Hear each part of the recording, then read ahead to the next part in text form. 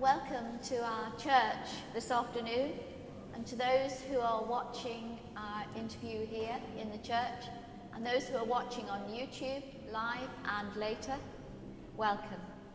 My name is Lorna, and I'm a member of the ministry team here at St Peter Mancroft. The last 15 months have seen many changes in the way we work as a society, a community, a city, and a church. But now we are getting back to a different way once again. And some exciting things are happening. For instance, in Norwich Castle. And I want to welcome Andrew Ferrara, who has come to talk to us about what's going on there in the castle. Welcome, Andrew. Thank you. Thank you very much for having me. So can you start by telling us a little about yourself and what brought you to Norwich? Yes. My name is Andrew Ferrara, and I'm the project curator at the Norwich Castle Museum and Art Gallery. I'm a museum curator and archaeologist by training, and I've worked in a variety of institutions both in the United Kingdom and in the US as well. And I was formerly up in County Durham working on the restoration of a bishop's palace and creating a museum and visitor centre in that before I got the job to come down here and assist on this fantastic project. It is fantastic. What's the impetus behind the Castle Keep project? So one of the main points that drove the redevelopment of the keep was to increase and expand both the physical and intellectual access around the castle. Over the last centuries, the castle has gone through many changes, moving from being a palace into a prison, and many of the stories about its earlier royal history as this fantastic 12th century keep were minimized due to the physical changes that happened to it later. The layout of the building also meant that people sort of lost it. You found this wonderful structure when you're coming up, and then you couldn't quite find it when you got in.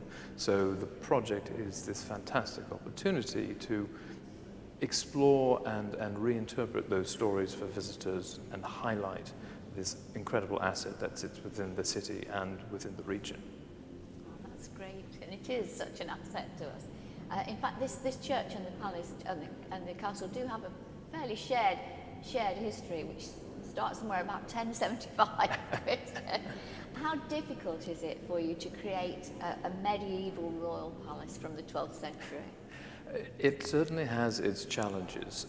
One of the points which I mentioned was that for the past 500 years the castle has been a prison, and so the interior levels from the 12th century were broadly removed, and it was open to the elements by the 19th century. So the work that the project team has been doing in association with many castle experts has been reviewing how it would have looked and how it would have been configured based on documentary references and other sites such as Castle Rising, to try to reset exactly how that architectural layout would have gone. You also then have the added element of it being a listed building and a scheduled monument. So every time you're moving in there and thinking about where you'll put in the new steel to support the floor or where that new drain goes, there are many considerations and conversations which need to happen. Yes, it must be very complex, actually. It is, but it's invigorating because you know you're doing this fantastic thing to try to bring this building to life and to tell its stories. Yes, yeah. Now, there are many medieval artifacts, I know, and furnishings are being recreated. And right here in the church, we have examples of those recreations and reproductions of the tapestries, which are just amazing, actually, Andrew. So how is that work going, and who's doing it? So it's going very well, and it's a fantastic team effort across the board. We have many pieces of furniture that are being recreated, where the curators within the Keep team are sort of examining historical records and surviving examples and looking at work that other institutions have undertaken to recreate furniture, and then engaging with local craftsmen to create these, thinking about colors and finishes. And then at the same time, we also have an incredible group of volunteers who are driving forward the creation of our soft furnishing and our textiles, perhaps the most extraordinary of which is the Friends of Norwich Museum tapestry, of which we have the samplers here in the church. And this is it's an embroidery, I should say, in the style of the Bayeux tapestry, using the historical techniques as well as the historical colours to tell two different stories. One, which is the rebellion of the Earls, that happens here in Norwich in 1075, and then the other story is of Harold the Wake. And both of these feature the castle and the region closely within their story. So it's sort of a part two of the Bayeux tapestry, if it had been made in Norwich. That's very good. I love the story of the rebellion, because wasn't the girl who stayed to look after and tried to keep the castle, wasn't she just 16? I thought, you know, she was well, very yes,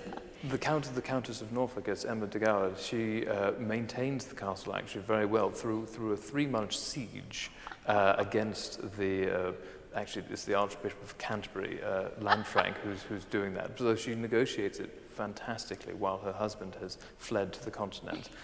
So it's a wonderful, one of the many, I think, wonderful stories that sit within the history of the castle. I love that story. When Ralph was gone, Exactly. disappeared off, and there she is looking after it.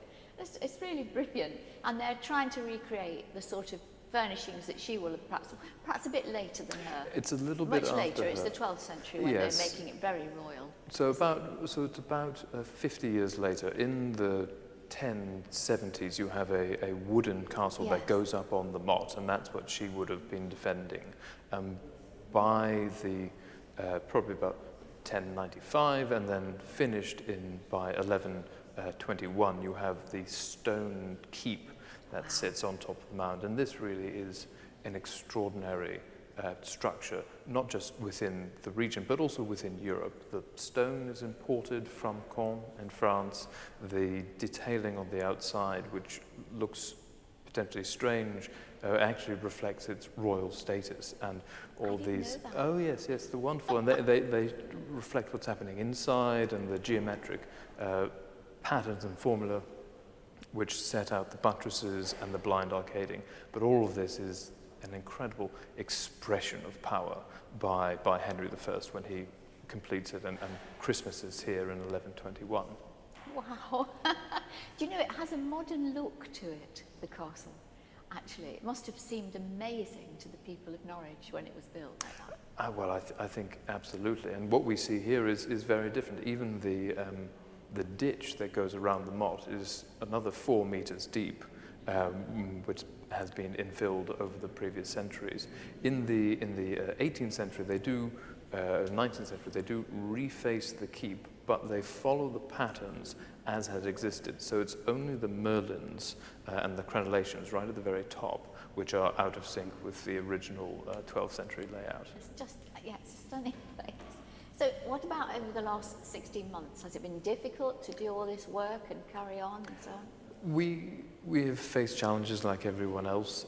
Luckily, building work has been able to continue, and we've been able to adapt to working remotely like many other sectors. I think perhaps the most challenging thing has been the movement away from the objects. So as a museum curator, your USP, if you will, is the fact that you have these wonderful objects, and it's from these pieces that you're able to extract and share stories with members of the public, researchers, anyone who's excited about it.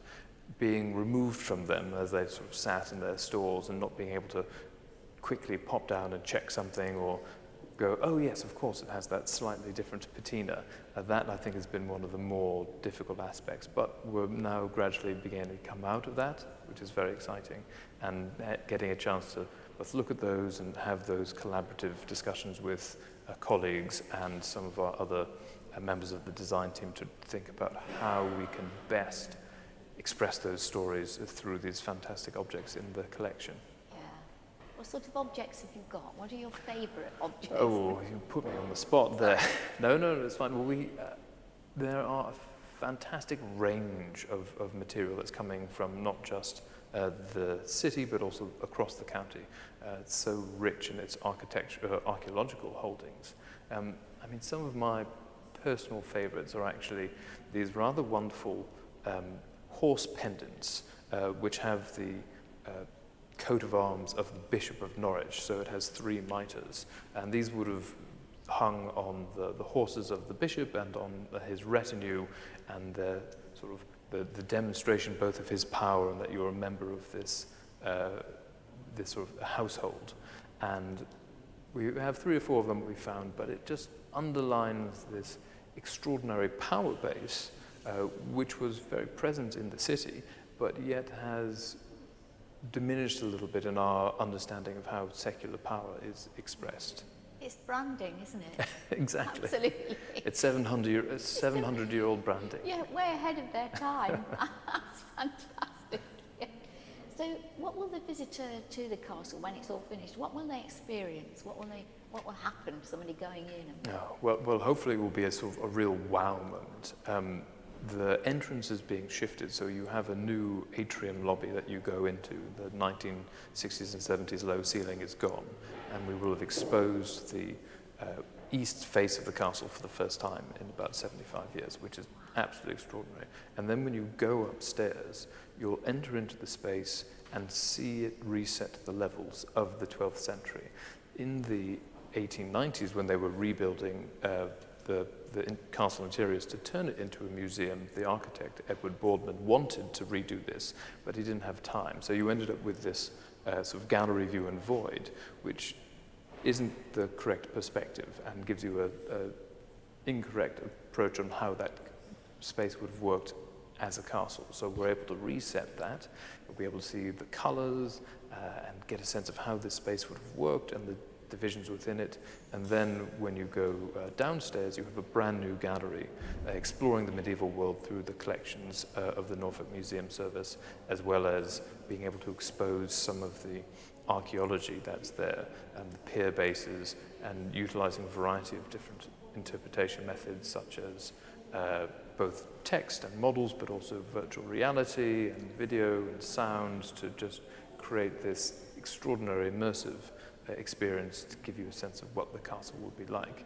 So you're going to take them back to the 12th century? Well, in ways, certainly. I think there's sort of smells and bells and whistles and all of it, but it will give them a sense of the status and power that's sitting right in the middle of the city. And then also, we have a new lift system that will enable you to go right up to the battlement. So suddenly, from basement to battlement is accessible to everyone, and you'll get those views out onto the rest of Norwich. This was a very powerful city, wasn't it? Absolutely. Absolutely. I don't think, I love Norwich, but it's only as I'm here longer and longer that I realise what a powerful place this was. You know, what we're sitting on, this wonderful history and heritage. It's just amazing. Well, in the medieval period, it really was the second city, and I think interestingly, what we're sitting in now, this edition of Peter Mancroft is a wonderful expression of that. A single build, essentially, wool church that's coming up in the 15th century, just highlights how much wealth, power, and prosperity was going through these streets. Yeah, it's just stunning. It really is. Well, we've come to our time, so Dan, really, I could sit and talk to you all afternoon about this, but yeah, it's just fantastic. So I'll just end with a prayer, just to say thanks for this. Father God, history in all its richness, diversity and story teaches us so much. As the important city of Norwich in the 12th century comes back to life in our castle, help us to appreciate what a gift the castle is to our city. And we give thanks for all those individuals that have the enthusiasm and expertise in our community and city to make Norwich a vibrant and welcoming place. Bless all who are endeavouring to ease life back to normal as we move ahead this year. In your name, Amen.